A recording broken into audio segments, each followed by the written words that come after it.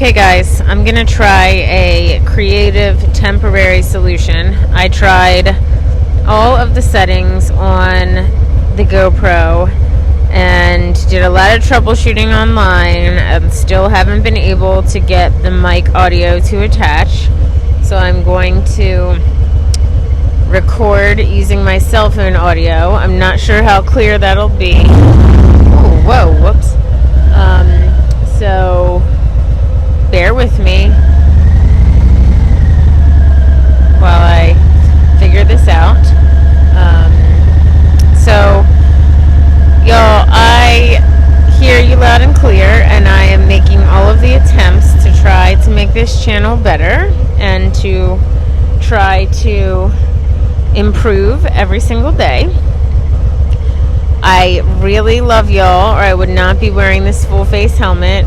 Those of you that also don't like full face helmets will know what I'm talking about.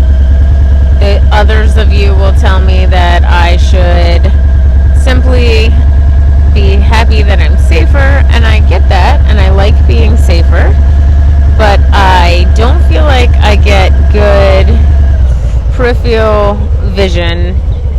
I don't like that I can't hear the bike, and I don't like that I don't get to feel the wind in my face. So that I'm going to miss when I'm recording, but cameraman and I are also going to hopefully figure out how to try communication devices while we ride.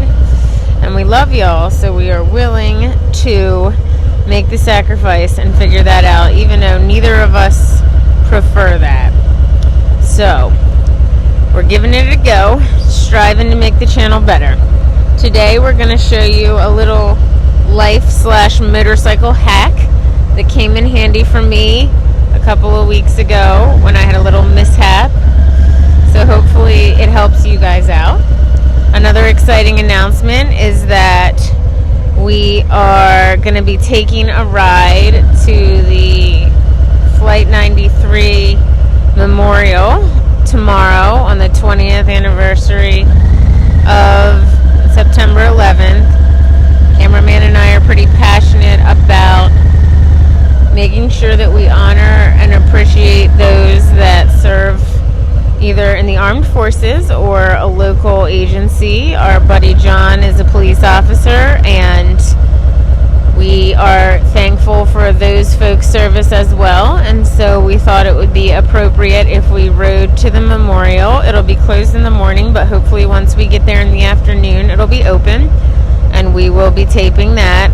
I hope I can figure out the camera by then. My friend Lauren, who's going to meet up with us, might try to help me, so stay tuned. Okay. So, guys. What a beauty you are. Oh, thank you. I'm talking about you too, not the Thank you. I knew what you meant. Thank you. Thank you, guys. Okay. Back on track here. So guys, I've actually had a lot of requests because I mentioned on my Instagram page that I had lost my keys. So if you watch some of my earlier videos, you'll probably notice that I have a bad habit of leaving my bag open. I have left my swimwear bag open, and sometimes I carry a little bag on the back on my sissy bar. And cameraman has to remind me all the time to pull over and close it because I forget.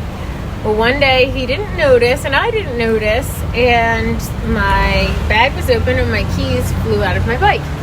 And I did not realize it until I was probably 25-30 minutes down the road. And I pulled over. I can't remember even why I pulled over. And my bike wouldn't start again. So naturally I started to freak out, trying to think about if we were going to have to tow it. And I was going to have to get cameraman to bring the trailer and the whole thing. So I called him, and he said, I actually think that there's a way to start the bike without the keys, and it's something that you have to do with the blinkers, and I've seen that before, which seems hard to believe because it seems like somebody could steal your bike, but once you think through it, you're like, well, if it's a designated code, nobody can steal your bike. So it turns out he was right. I called the mechanic and I called the dealer, and there is supposedly every Harley dealer has their own code that they enter when they get bikes from the factory. And so I called the dealer where I bought the bike, and they gave me the code and told me how to turn it on. They told me it was going to take about 5 to 7 days to get a key fob, which it did. And we had a lot of stuff that we had to do that week. We were going to Gettysburg Bike Week. So I had to learn and get decently good at starting the bike without my keys. So some of you have asked how to do that, and so I thought it would be helpful if we did a video walking you through exactly how to do that. I will give you a couple words of warning. If you do this, one of the main things is that you cannot move the bike before you do it. So if you get on and you try to do it, the alarm will go off and it won't let you put the code in. So it's important that the bike is still before you try to do this. And there's been times, even when it was still, when the alarm started going off, and like the cameraman had to move the angle of the bike. So sometimes you have to play with it in order to make it work. But at any rate, I thought that it would be a helpful tip for me to show you how to turn on the bike in case any of you guys lose your keys. So, step 1 is to hold down like you're going to charge the bike. And then hold down the ignition, and it says enter pin. So you use the blinker button on your left side to enter the pin, and then you use the blinker button on the right side to advance the pin.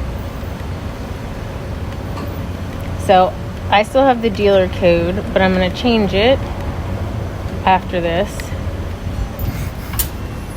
And then you push the blinker and it allows you to turn on the bike. It charges the bike. I promise my keys aren't here. If your keys are there, it won't even let you get to that, because as soon as you push the ignition button, the bike will turn on.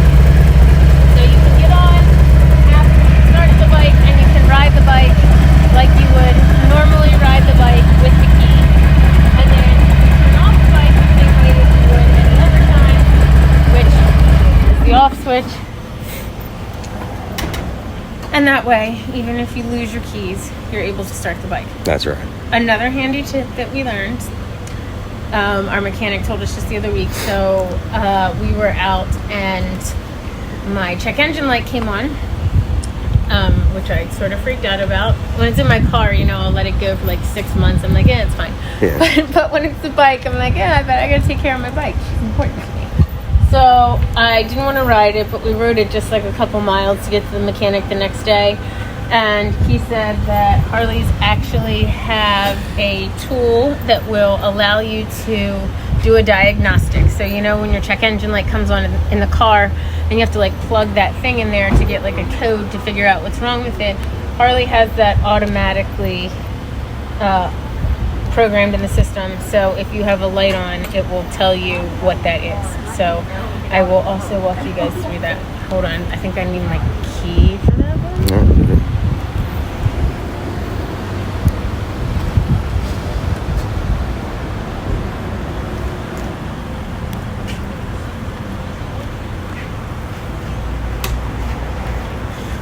Trying to remember exactly what Matt told me, but I think that it is switch it on, hold down the mode button,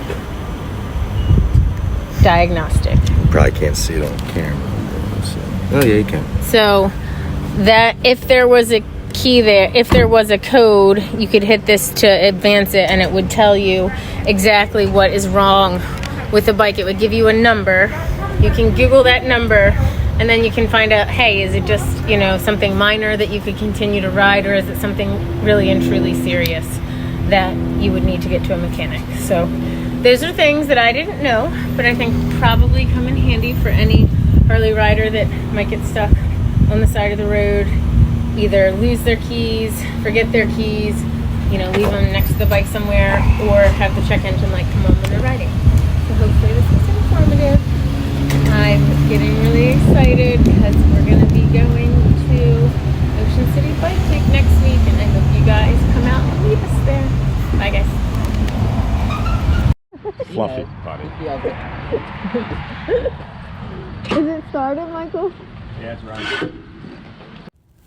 So guys, Lauren and I tried to play around with the mic and the GoPro, and we thought we had it working. It's a little bit difficult to tell sometimes, and I heard a tip about not plugging the GoPro all the way in to the adapter, and so we thought we had it, but we in fact clearly did not have it, because you can't hear me, but I did again try to vlog.